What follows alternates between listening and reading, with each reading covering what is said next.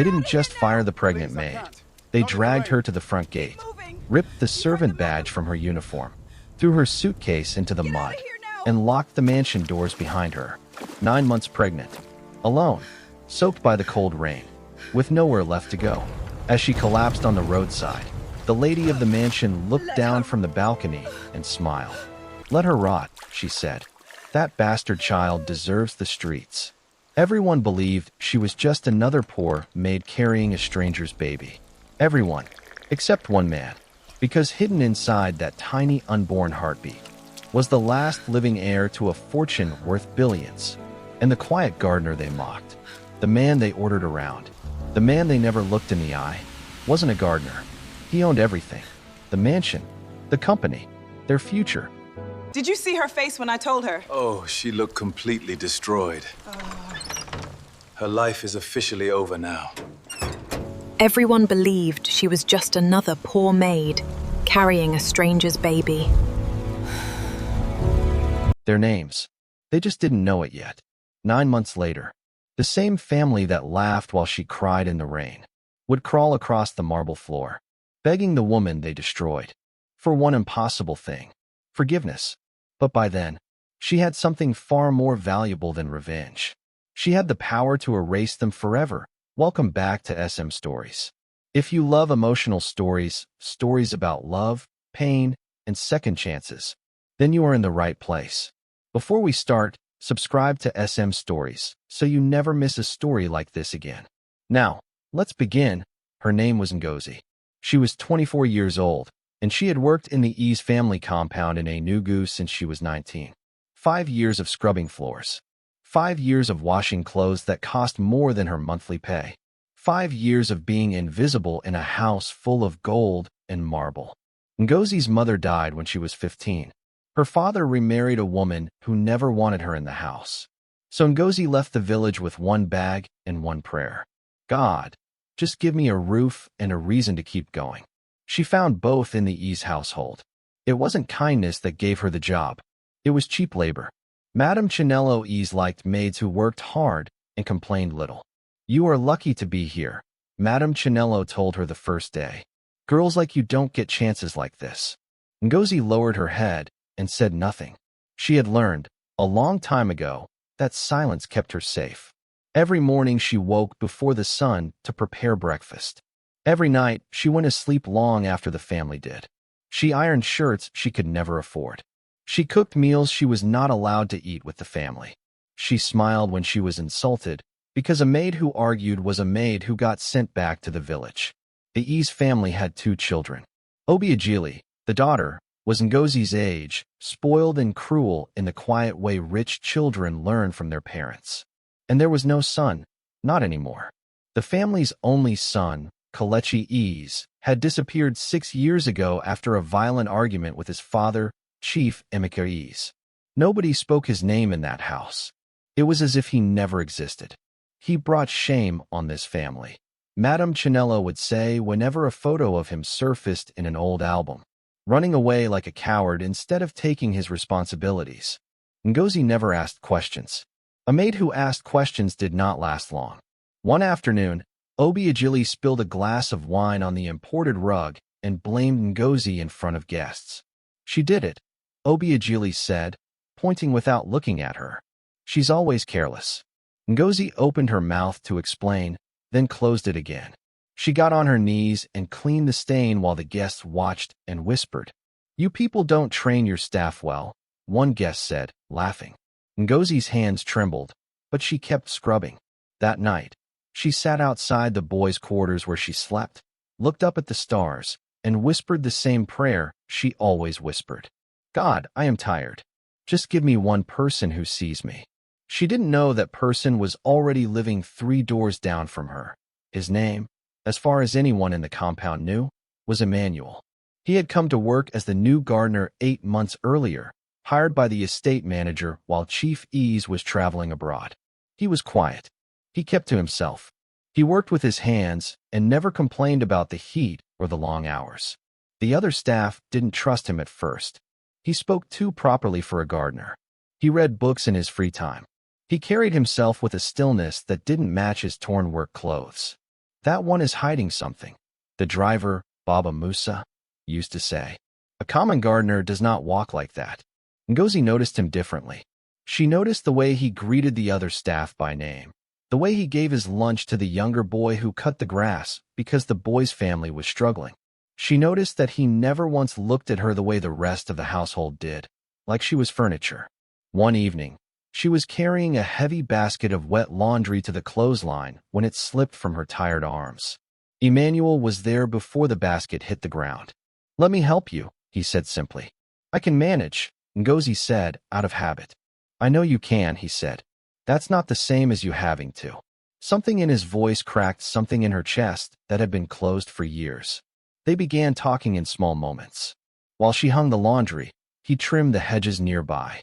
While she took her short break under the mango tree, he sat a respectful distance away, sharing a piece of bread.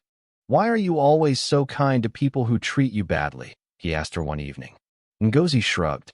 "If I become bitter, they win twice. First they take my dignity. Then they take my heart too." Emmanuel looked at her for a long moment. "You are the strongest person in this compound.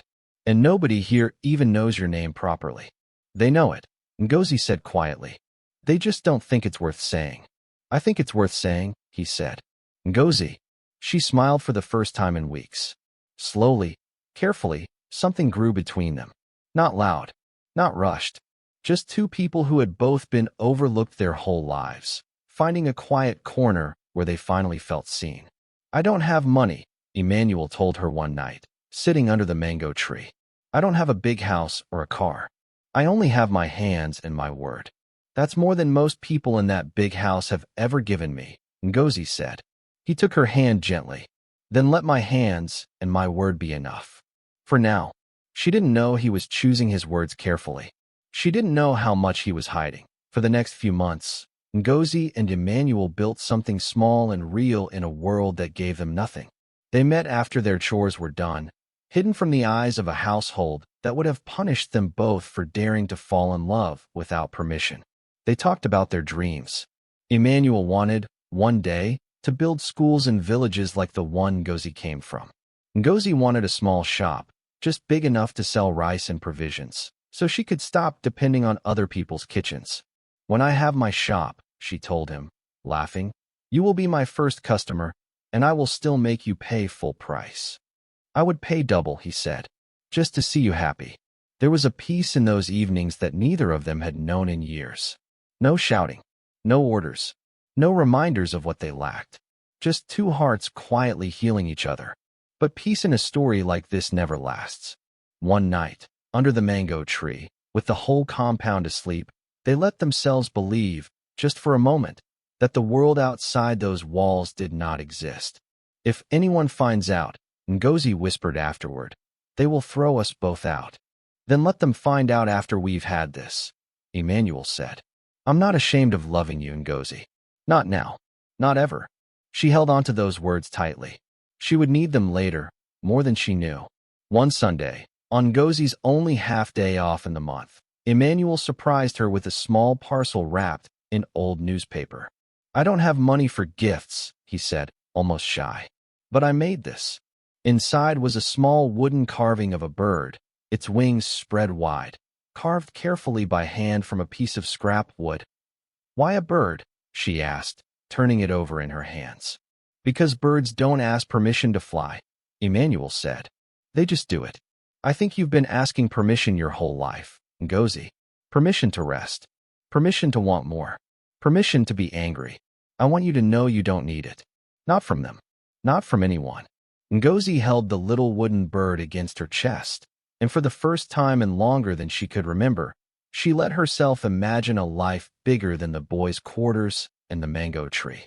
"When my shop is open," she said softly, "I'll put this bird right by the door. So every morning, I remember." "Remember what?" "That I don't need permission," she said, smiling through sudden tears. "Not anymore."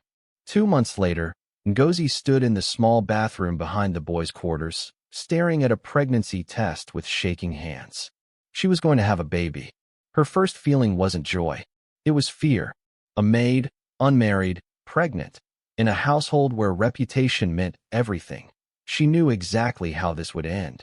She told Emmanuel that night, her voice barely above a whisper. "I'm pregnant." He was silent for a long moment.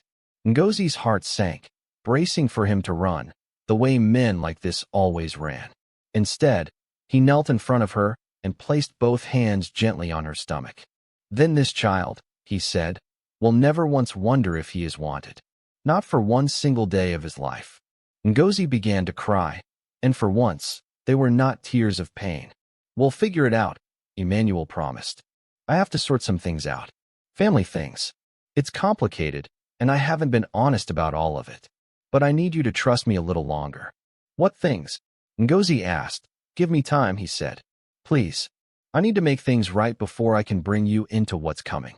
She didn't push. She trusted him the way she trusted very few people in her life. She had no idea that family things meant a father who had spent 6 years searching for him, a company worth billions waiting for an heir, and a homecoming that was about to explode into her quiet, hidden world. In the weeks after Ngozi told Emmanuel about the pregnancy, small strange things started happening around the compound. Things Ngozi noticed but couldn't explain. A black car she had never seen before began parking outside the gate for an hour every few days, never entering, just watching. The estate manager, Mr. Bassi, started treating Emmanuel with a strange, nervous politeness that didn't match how he spoke to the other outdoor staff. "Why does Bassi greet you like that?" Ngozi asked one evening. "He barely looks at the driver, but he practically bows to you." "I don't know what you mean," Emmanuel said quickly, too quickly. She let it go, but she noticed more. A folded newspaper left on the gardener's bench one morning had a business page open, a photo of Chief Ease at some function, and beneath the photograph, a single line had been circled in pen. "Sources say the Ease empire remains without a clear successor since the disappearance of the chief's only son 6 years ago." When Ngozi mentioned the article to Emmanuel, his face went pale for just a second before he folded it away and changed the subject. "You're hiding something," she said, not accusing, just tired. "I feel it every time I ask you a real question." "I am," he admitted quietly, "and I hate that I am. But some things, once I say them, can't be unsaid. I need a little more time to be sure it's safe to say them." "Safe for who?" Ngozi asked. "You or me?" He took her face gently in his hands. "Both of us. I promise you, Ngozi, none of it changes what I feel for you. If anything, it will only prove it." She wanted to believe him completely, but a small, quiet fear had planted itself in her chest. The fear that whatever he was hiding was big enough to take him away from her before she ever learned what it was. Word travels fast in a compound full of idle gossip. Within weeks, Madame Chinello noticed the changes in Ngozi's body. She called her into the main house, her face twisted with disgust. "Is it true?" she demanded. "Are you pregnant?" Ngozi lowered her eyes. "Yes, madam. In my house. Under my roof. With one of these bush boys working outside." Madame Chinello's voice rose with every word. "Do you know what people will say? That the Ease family cannot even control the morality of its own staff." "Madam, who is the father?" Madame Chinello cut in sharply. Ngozi hesitated. She had promised Emmanuel she would give him time. "I would rather not say, madam." Obiagili, who had been listening from the doorway, laughed coldly. "She probably doesn't even know. Maids like her sleep around with anyone who looks at them twice." The words hit Ngozi like a slap. She said nothing, the way she always said nothing, but this time the silence cost her more than her pride. "You have shamed this family," Madame Chinello said. "I will not have a pregnant, unmarried maid parading around this compound like it's normal.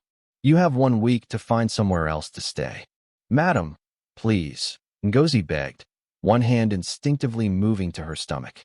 "I have nowhere to go. My family in the village will not take me back like this."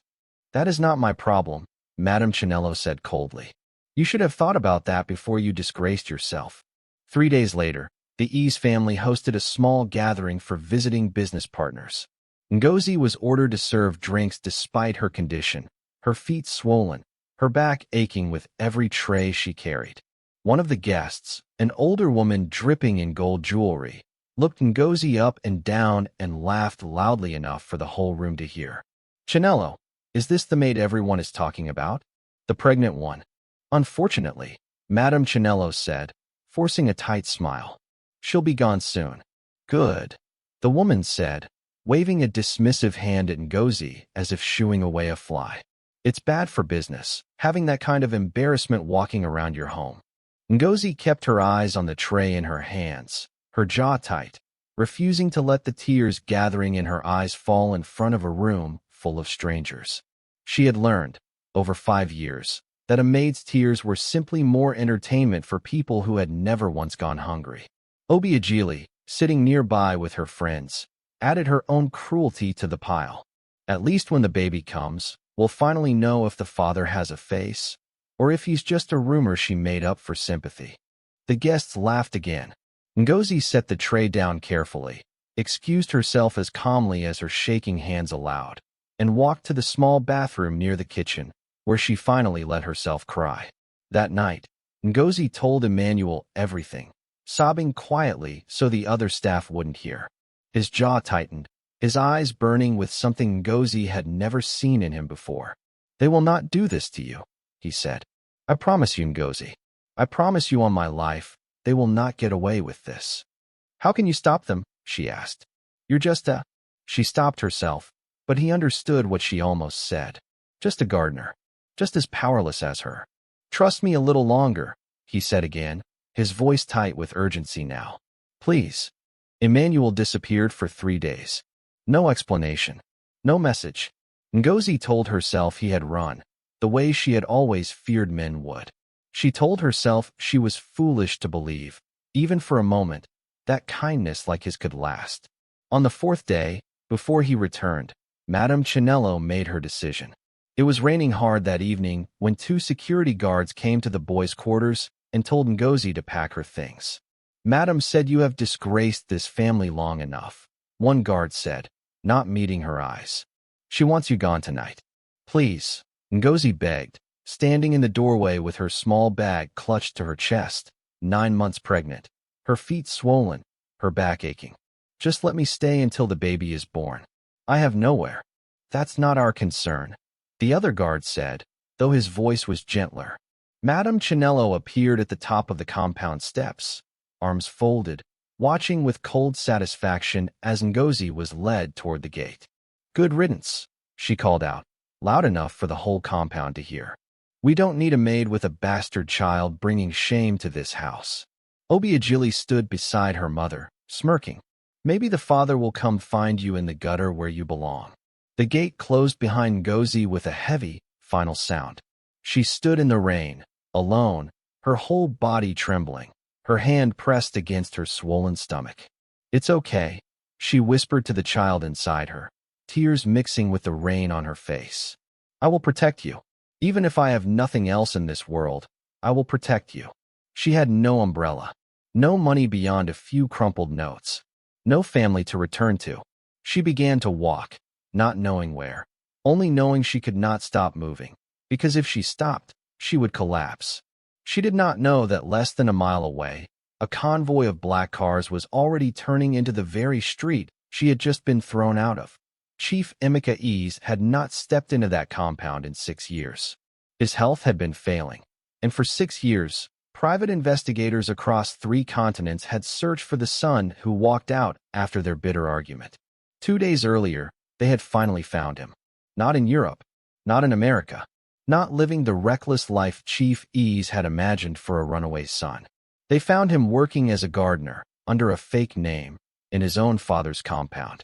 Kelechi, the man Ngozi knew as Emmanuel, had come home quietly 6 months ago, not to reclaim his inheritance, but to understand, from the bottom of the household, whether anything about his family had truly changed. He wanted to see the truth with his own eyes before revealing himself. He never expected to fall in love with the one person in that house who had nothing, and gave everything anyway.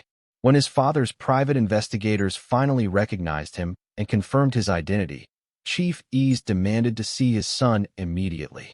6 years, the old man said, his voice breaking as Kelechi stood before him in the private hospital wing where Chief Ease had been recovering from a stroke. 6 years I searched for you, and you were cutting my grass. I needed to see who this family really was, Kelechi said quietly. Not who you told me we were. Chief Ease studied his son's face. And what did you find? I found a woman who has more integrity in one finger than this entire family has shown in years, Kelechi said. And I found out she's carrying my child. Your grandchild. Your only heir, father, because Obiagili's husband already runs his own family's empire, and you know she has no interest in this one. Chief Ease's eyes widened. The maid? Ngozi. You know her name, Kelechi said, something sharp entering his voice. Chinello mentioned throwing out a pregnant maid tonight. Chief Ease said slowly, dread creeping into his weathered face. She said it happened an hour ago. Kelechi's blood went cold. He was out of that hospital room and into a car before his father finished the sentence. Kelechi's convoy found Ngozi 3 streets from the compound, soaked to the bone, walking slowly, one hand supporting her back, the other cradling her stomach. He didn't wait for the car to fully stop. He was out in the rain, running toward her. Ngozi, she turned, and for a moment she thought exhaustion was making her imagine things. Emmanuel, Kelechi, he said, reaching her, gripping her shoulders gently, checking her face, her hands, searching for any sign of harm. My name is Kelechi. I should have told you everything from the beginning. I'm so sorry. I'm so sorry I wasn't there. What are you talking about? Ngozi's voice shook, confusion and exhaustion blurring together. I'll explain everything, he said, pulling off his jacket and wrapping it around her shoulders. Right now, I need to get you and our baby somewhere safe and warm. Can you walk a little further? The car is right there. She nodded, too tired and too overwhelmed to argue, and let him guide her into the warm, dry car. As they drove, he held her hand tightly, his thumb tracing gentle circles over her knuckles. Kelechi Ease, she repeated slowly, the name finally settling into place. Ease, as in Chief Ease's son, the one everyone said disappeared. Yes, he said softly. You're not a gardener. I was pretending to be. I needed to see the truth about my family with my own eyes. I never meant to fall in love in the process. I never meant for you to pay the price for something you had nothing to do with. His voice cracked. I promise you, Ngozi, this changes nothing about how I feel for you. If anything, it means I can finally give you and our child everything you both deserve. Ngozi looked out at the rain-streaked window, her mind spinning. Your mother threw me out like trash tonight. I know, Kelechi said, his jaw tightening. And she is going to answer for that. Kelechi didn't take Ngozi to a hotel. He took her straight back to the Ease compound, through the same gate she had been thrown out of less than 2 hours earlier. Madame Chinello was in the sitting room when they walked in, and the color drained from her face. Kelechi, she gasped. You're alive. I'm home, Kelechi said coldly. And you just threw the mother of my child, 9 months pregnant, out into the rain. I didn't know, Madame Chinello stammered. How could I have known she was carrying? That's not the point, mother. Kelechi cut in, his voice sharp enough to silence the room. You didn't know she was carrying an Ease, but you knew she was carrying a human being, a pregnant woman, and you threw her out anyway, because you decided her life was worth less than your reputation. Obiagili, who had rushed into the room at the commotion, stared at Ngozi with wide, disbelieving eyes. This is a joke. Tell me this is a joke. Does this look like a joke to you? Kelechi asked, gently guiding Ngozi to sit on the nearest couch, ordering a member of staff to bring warm towels and tea immediately. Chief Ease arrived minutes later, wheeled in by a nurse, his face pale but resolute. Chinello, he said, his voice heavy with years of disappointment. Is it true? You threw a pregnant woman out of this house, in the rain?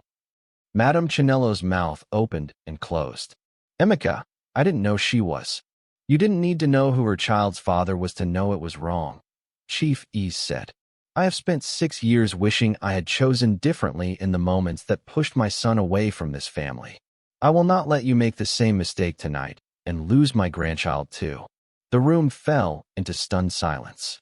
Ngozi sat wrapped in a warm towel, exhausted, her hand resting protectively on her stomach, watching the family that had discarded her now scrambling to understand what they had almost lost, News of Kelechi's return and of Ngozi carrying the family's only heir spread through E's holdings within days. Not everyone welcomed it. A senior board member, Barrister Uzoma, who had spent 6 years quietly positioning his own nephew to eventually take control of the company in the absence of an heir, called an emergency meeting. "With respect, Chief," Barrister Uzoma said carefully, standing before the board with Kelechi seated beside his father for the first time in 6 years.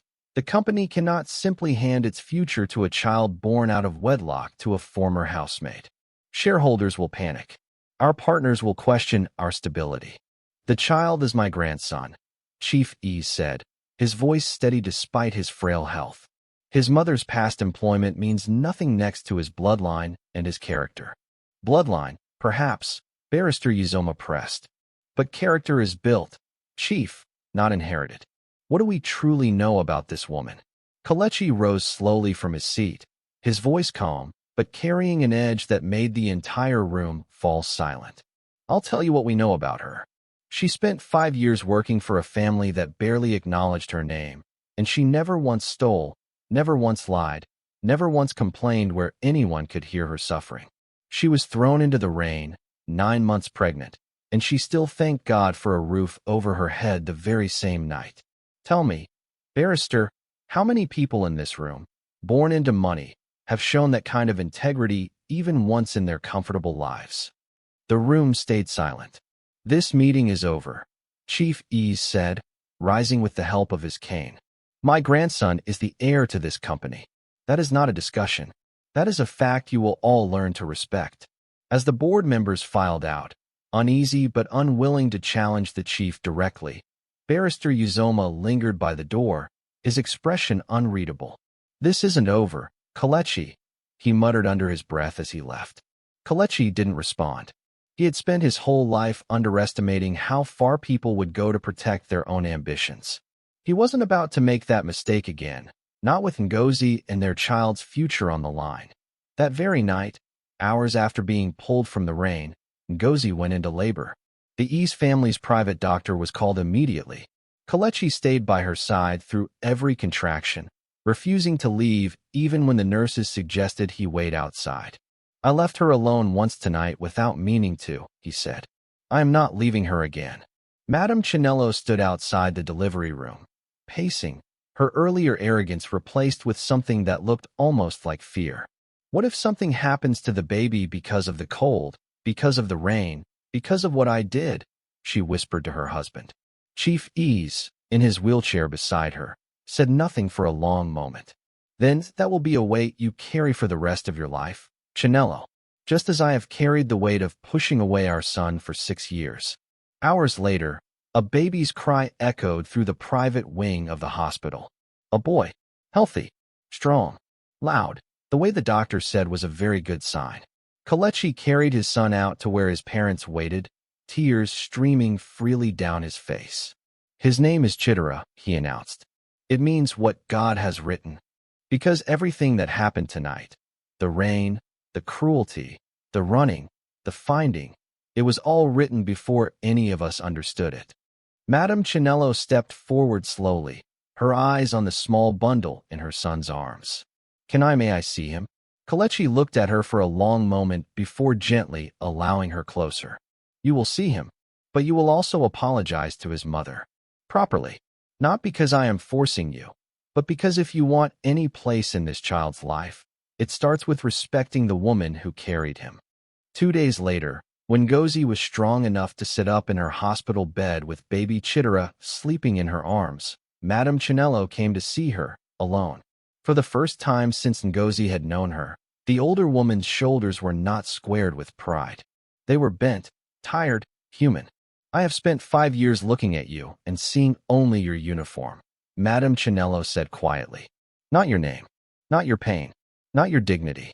I told myself that was simply how the world worked, that people like me and people like you existed on different levels." Ngozi said nothing, watching her carefully. "Tonight, in that rain, I could have ended everything my son and I might have ever rebuilt," Madame Chinello continued, her voice breaking. "I could have lost my grandson before I ever knew he existed. Because I decided your dignity mattered less than my reputation.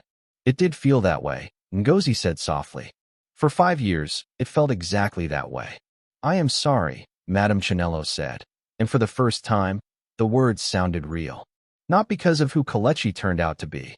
I am sorry because of who you always were, even when I refused to see it.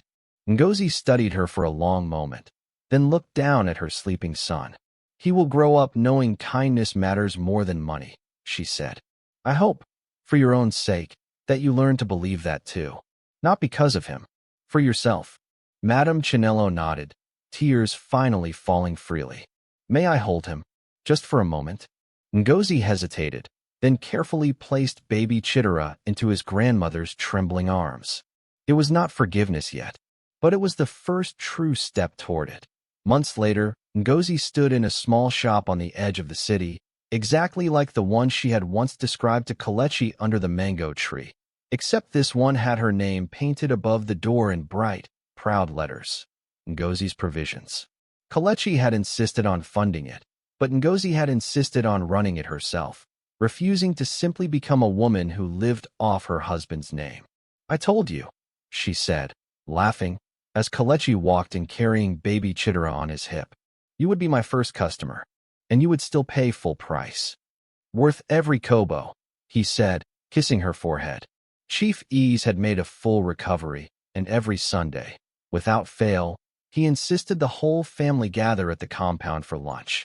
The same compound where Ngozi had once scrubbed floors on her knees, now walking through the front door as the mother of the family's heir, and soon as Kelechi's wife.